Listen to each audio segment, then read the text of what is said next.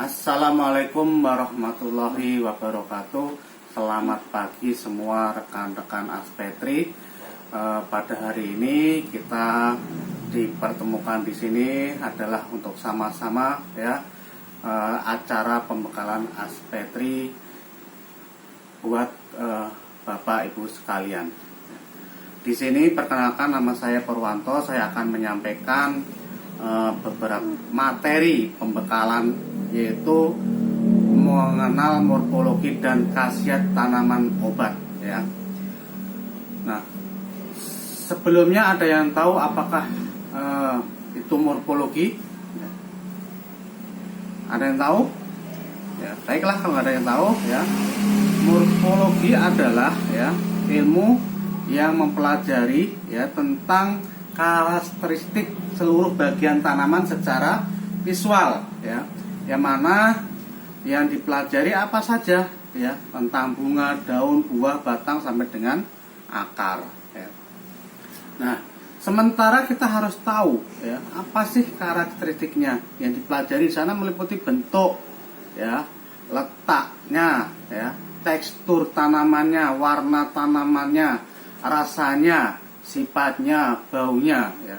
Karena semua tanaman itu mempunyai karakter sifat yang berbeda-beda, yang mana dari karakter tersebut kita akan bisa mempergunakan tanaman tersebut sesuai dengan kebutuhan ya, untuk penggunaan obat atau untuk mengobati macam-macam penyakit sesuai dengan kondisi yang dikeluhkan oleh pasien.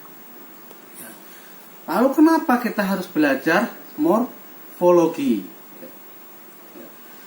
Kita belajar morfologi itu pasti tentu ya punya tujuan. Tujuannya apa?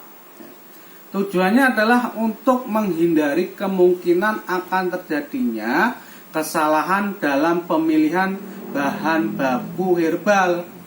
Sebab ya, banyak tanaman yang mempunyai karakteristik ya, bahkan bentuk-bentuknya itu hampir sama ya, dan serupa.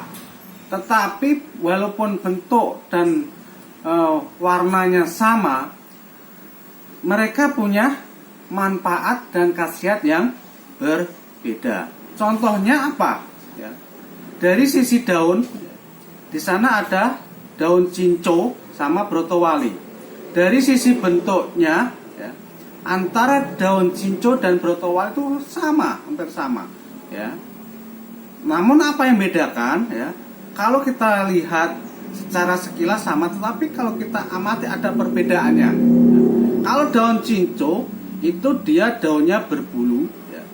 Tangkai ya di tengah, ya, tangkai daunnya di tengah. Sementara untuk daun brotowali daunnya licin, tangkai dan daunnya di ujung. Ya. Contoh lain, tapak liman dan tempuyung. Ya. Tapak liman dan tempuyung ini sekilas hampir sama, tetapi mereka juga punya perbedaan. Perbedaannya apa? Ya. Perbedaannya kalau kita lihat tapak liman itu permukaan daunnya ya, permukaan daunnya itu berbulu. Warna daunnya adalah hijau daun. Sementara kalau kita perhatikan untuk tempuyung ya, permukaan daunnya itu halus. Ya, tempuyung punya gerigi ya. Sementara warna daunnya adalah hijau lebih terang ya. Nah, dari beberapa contoh tadi ya, sekilas sama, tetapi setelah kita perhatikan punya morfologi yang berbeda. Tentunya pasti ya akan mempunyai khasiat dan manfaat yang berbeda.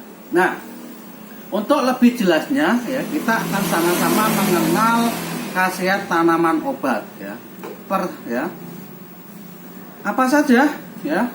Pertama, adas. Adas dalam bahasa Latinnya dikenal dengan Puniculum vulgar Mill ya. Dalam bahasa daerahnya dikenal dengan das pedas, itu dari bahasa Aceh ya.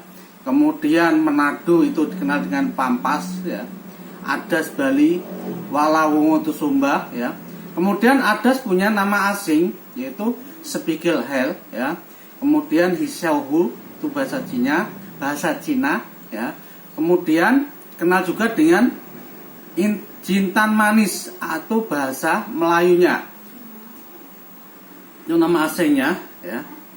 Kemudian dia satu famili dengan Aplacea ya. Morfologi tanaman ini adas merupakan salah satu tumbuhan obat yang dianggap punya mukjizat ya. Dia tumbuh ya antara 50 cm sampai dengan 3 meter ya.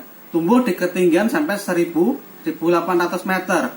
Batangnya tegak, beralur ya, beruas, berlubang, bertumbuh, berumpun hijau kebiruan, wangi, masing-masing terdiri dari ya 3 batang.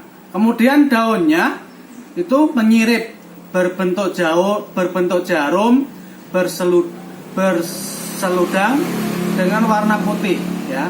Seludang berselaput bagian atas. Bentuk buahnya berbentuk payung, berwarna kuning. Buahnya berusuk-rusuk ya, sangat nyata ya. Kemudian jika muda itu warna hijau, jika tua warnanya coklat. Nah, bagian yang digunakan adalah buah atau biji ya. Dan daun juga. Manfaatnya apa? Untuk mengobati obat cacing, sebagai obat cacing, sebagai sakit perut, untuk batuk ya, perut kembung, batuk dan lain-lain. Yang selanjutnya akar alang-alang ya. Bahasa Latinnya adalah Imperata cylindrica L ya. Nama daerahnya sering dikenal dengan alang-alang ya. Alalang itu bahasa Nias ya. Kemudian ilalang itu Minang ya. Kemudian bahasa Gayo dikenal dengan rihri ya. Kemudian di Bali dikenal dengan ya, itu ada ambengan atau lalang dan sebagainya. Famili dari Phaceae atau Gramineae. Morfologi tanaman ini merupakan tanaman semak ya, tinggi kurang lebih 1 sampai 1,5 meter ya. Batang lunak, bulat, pendek, beruas, berwarna putih keunguan. Pada tiap ruas terdapat rambut putih ya. Kemudian daunnya tunggal berbentuk langsat, ujung runcing, panjang kurang lebih 1 meter ya. Warna hijau. Kemudian bunganya majemuk, warnanya putih, bentuk malai ya. Panjangnya 18 sampai 30 cm. Akarnya berbentuk akar serabut ya, putih kotor. Perbanyakannya dengan rimpang ya, atau akar tinggal. Bagian yang digunakan apa? Bagian yang digunakan adalah akar. Banyak sekali manfaat dari akar alang-alang ya. Untuk apa? Penurun panas atau dikenal dengan antipiretik. Kemudian sering digunakan juga untuk peluruh kemih atau diuretik ya. Kemudian digunakan juga untuk hemostatik atau penghenti pendarahan ya. Selanjutnya bawang putih ya. Bawang putih sering kita dapatkan ya di dapur-dapur kita ya. Bawang putih dikenal dengan nama Allium sativum L. Nama daerahnya ya sering dikenal dengan lasun itu bahasa Gayo. Di Batak dikenal dengan lasuna ya. Di Jawa dikenal dengan bawang ya. Familinya adalah Liliaceae ya. Morfologi tanaman ini merupakan tanaman semak. Batangnya semu berlapis, daunnya berbentuk corong, panjang kurang lebih 10 sampai 30 cm. Lebarnya 2 sampai 3 cm. Warnanya putih. Warnanya hijau. Kemudian bunganya majemuk berwarna putih. Akar serabut berwarna putih. Perbanyakannya dengan cara menanam rimpang ya. Bagian yang digunakan adalah umbi ya. Manfaatnya apa? Biasanya sering digunakan ya untuk mengobati darah tinggi ya, dan kemudian cacingan dan sebagainya. Itu adalah bawang putih. Yang selanjutnya yang berada di dapur kita juga itu adalah bawang merah, dikenal dengan Allium cepa L. Nama daerah bawang ya itu bawang sirah itu di Minangkabau, bawang suluh itu di Lampung ya. Kemudian nama aslinya adalah potato onion ya. Kemudian famili Compositae. Morfologi tanaman ini merupakan tanaman semak, batang semu berlapis, daun berbentuk corong, panjang kurang lebih 10-30 cm, lebar 2-3 cm, bunga majemuk berwarna merah, akar serabut warna putih, perbanyakan dengan menanam rimpang, sering digunakan untuk obat batuk, demam, sakit kulit ya. Bagian yang digunakan adalah umbi ya. Demikian beberapa pengenalan kita tentang morfologi tanaman dan beberapa khasiat obat ya. Untuk selanjutnya ya, kita dapat simpulkan bahwa banyak tanaman di sekitar kita yang kita bisa gunakan sebagai obat ya. Tentunya untuk mengetahui manfaatnya ya kita harus tahu morfologi ya. Jadikan hidup kita bermanfaat ya dengan manfaat herbal ya. Seorang ahli atau mengatakan jadikanlah obat sebagai makanan dan makanan sebagai obat. Salam sukses, Aspetri Jaya.